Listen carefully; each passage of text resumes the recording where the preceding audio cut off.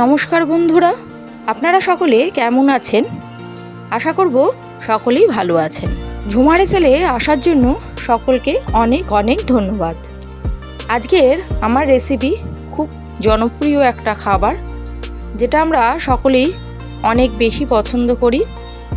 কলকাতার বিখ্যাত street food Mughlai paratha, যেটা আমরা প্রায়শই কোনো হোটেল, রেস্টুরেন্ট বা রাস্তার কোনো দোকানে আমরা মাঝে মধ্যেই খেয়ে থাকি।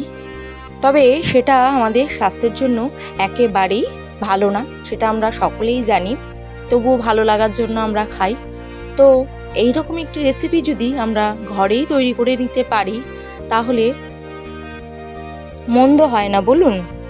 চলুন তাহলে দেখে নিন আজকের রেসিপিটা।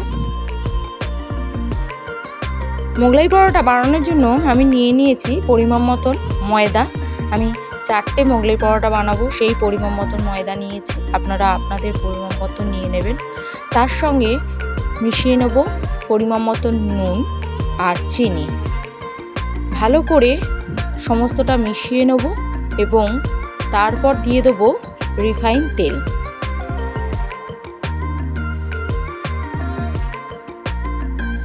সবটা নিয়ে ভালোভাবে আগে ময়দার সঙ্গে মিশিয়ে নিতে হবে।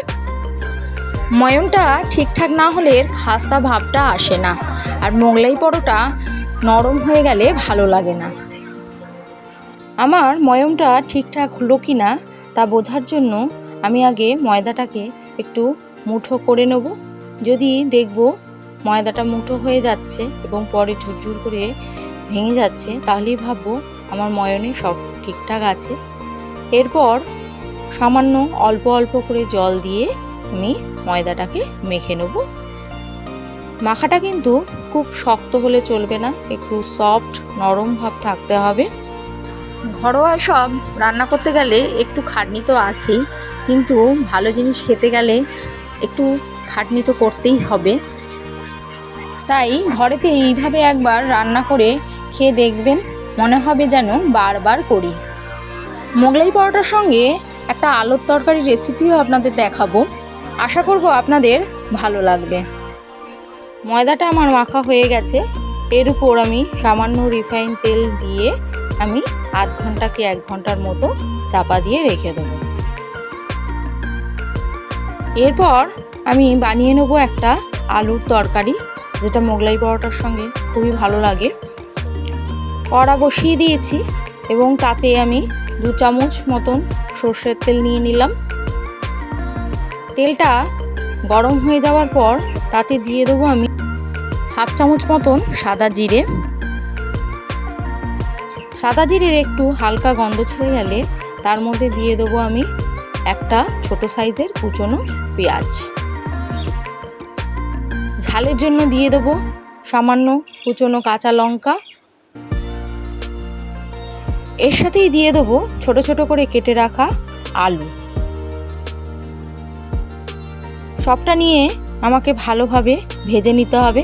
তার জন্য আগে খানিকক্ষণ আমি নাড়াচাড়া করে নেব তেলের মধ্যে। প্রথমে আমি নুন হলুদ কিছু মেশাবো না, তো একটু সামান্য নাড়াচাড়া করার পর এর সঙ্গে মিশিয়ে দেবো নুন, পরিমাণ মতো নুন আর হলুদ। সবটাকে নিয়ে ভালোভাবে খানিকক্ষণ কষিয়ে নেব এবং আলুটা ভালোভাবে লাল লাল করে ভেজে নেব। ভাজতে ভাজতেই আমার আলুটা প্রায় সেদ্ধ হয়ে যাবে। আলুটা আমার ভালোভাবে ভাজা হয়ে গেছে। এরপর এখানে একটা ছোট সাইজের টমেটোকে আমি ছোট ছোট টুকরো করে দিয়ে দিলাম। এরপর সমস্তটা নিয়ে ভালোভাবে খানিকক্ষণ নাড়িয়ে নেব এবং কষিয়ে নেওয়ার পর এতে দিয়ে দেবো সামান্য জল। আলুটা তো অর্ধেক প্রায় বেশিরভাগই সেদ্ধ হয়ে গেছে, তাই জলটা আমার কমই লাগবে। এবার খানিকটা জলে সেদ্ধ হওয়ার জন্য রেখে দেবো। আলুটা সেদ্ধ হয়ে গেছে এবং খানিকক্ষণ বাদে আমি ফিরে এলাম। তো আমার দেখুন তরকারিটা প্রায় হয়েই গেছে। এরপর সবশেষে দিয়ে দেবো সামান্য চিনি আর একটু কসুরি মেথি। কসুরি মেথি দিলে আলুর তরকারির টেস্টটা এত সুন্দর আসে, আপনারা একবার দিয়ে দেখবেন। মোগলাই পরোটার সঙ্গে খুব রিচ তরকারি না হলেও হয়, এই সামান্য তরকারিটা আপনাদের মোগলাই পরোটার সঙ্গে খুবই ভালো লাগবে। আবার কড়া বসিয়ে দিয়েছি, তাতে 2 চামচ পরিমাণ সর্ষের তেল নিয়ে একটু সাদা জিরে ফোড়ন দিয়ে দিলাম। ঝালের জন্য কয়েকটি কুচনো কাঁচা লঙ্কা, গ্রেট করে রাখা আদা আর একটা বড় সাইজের পেঁয়াজ দিয়ে সম্পূর্ণটা ভালোভাবে নেড়েচেড়ে ভেজে নেব। এটা একটু ভালোভাবে ভাজা হয়ে গেলে এর মধ্যে আমি অ্যাড করে দেবো কয়েকটা মশলা। তার জন্য আমি সামান্য জল দিয়ে নিলাম, না হলে মশলাটা পুড়ে যাবে। তো দিয়ে দিলাম এতে পরিমাণ মতন নুন, হলুদ, পরিমাণ মতন লঙ্কা গুঁড়ো, যেরকম ঝাল আপনারা পছন্দ করবেন সেরকম দেবেন, কাঁচা লঙ্কা তো আগেই দেওয়া আছে।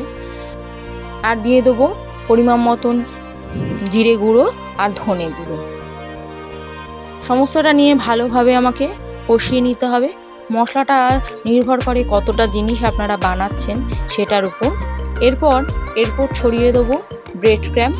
আমি আমার পরিমাণ মতন 4 চামচ ব্রেড ক্রাম্ব নিলাম।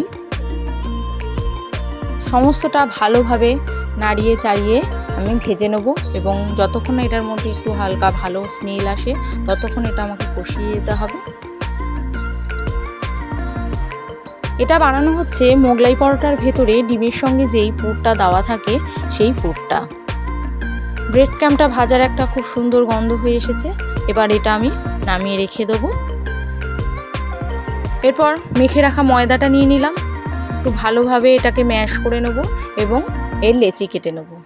আমি 4টে মোগলাই পরোটা বানাবো, তাই 4খানা লেচি কাটবো। মোগলাই পরোটার লেচি কিন্তু খুব ছোট ছোট হয় না, একটু বড় বড় সাইজেরই করতে হয়। লেচি কাটা হয়ে গেলে এটা আমি খানিকক্ষণ রেখে দেবো। এর মাঝখানে আমি তৈরি করে নেব এর ভেতরে যে পুরটা দেবো সেই পুরটা। তো আমি একটা মোগলাই পরোটার জন্য একটা ডিম নিয়ে নিয়েছি। এর মধ্যে দিয়ে দেবো সামান্য কুচনো পেঁয়াজ আর ঝালের জন্য দিয়ে দেবো কাঁচা লঙ্কা। আর এর মধ্যে দিয়ে দেবো যে ব্রেড ক্রাম্বের যে পুরটা আমি তৈরি করে রেখেছিলাম সেটা পরিমাণ মতন এতে দিয়ে দিলাম এবং সমস্তটা ভালোভাবে মিশিয়ে আমি রেখে দেবো। এই পুরটা আপনারা আরও অনেকটা বেশি করেও বানাতে পারেন এবং মোটা করেও দিতে পারেন। আপনারা একটা ডিমের বদলে 2টো ডিমও ব্যবহার করতে পারেন, এটা সম্পূর্ণ আপনাদের ব্যাপার। এবার পরোটাটা বেলে নেব। একটু বড় জায়গা নিয়ে বড় করে ছড়িয়ে ভালোভাবে টেনে টেনে পাতলা করে মোগলাই পরোটার এই লেচিটাকে ভালোভাবে বেলে নিতে হবে, যেন একবারে পাতলা হয়, খুব বেশি মোটা না হয়।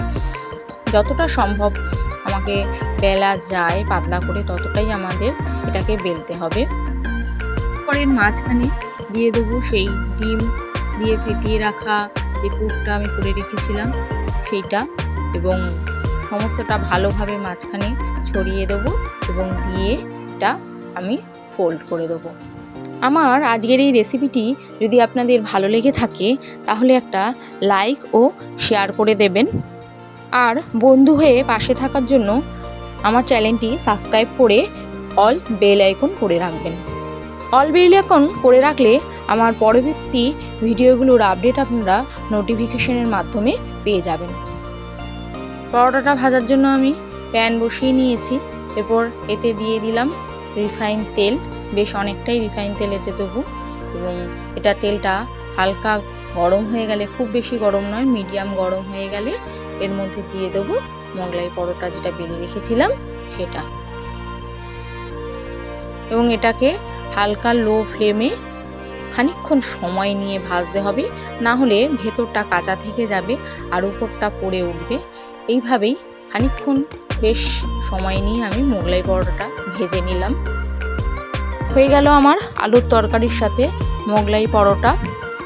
আজকের রেসিপিটা আপনাদের কেমন লাগলো তা অবশ্যই কমেন্ট করে জানাবেন। সবশেষে বলবো নমস্কার বন্ধু, সুস্থ থাকুন, ভালো থাকুন।